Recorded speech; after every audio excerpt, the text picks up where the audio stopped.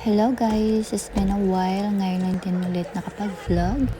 Since walang pasok sa school ang mga bata, nag-decide kaming manood ng cinema. At ito, ang husband ko, naghanap ng place kung saan pwede kaming manood. At nakapasok na rin kami kasi ang gusto nilang panoorin yung Trolls.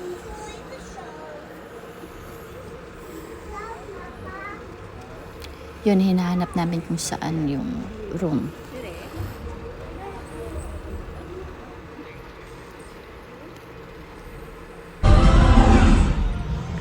Okay, at ito, pumipili na kami ng food para habang naghihintay kami, meron tayong makakain din.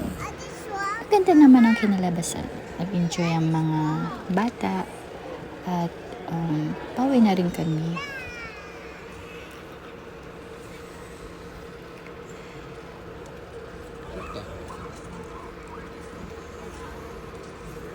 At saka, ito may nakita akong Christmas tree.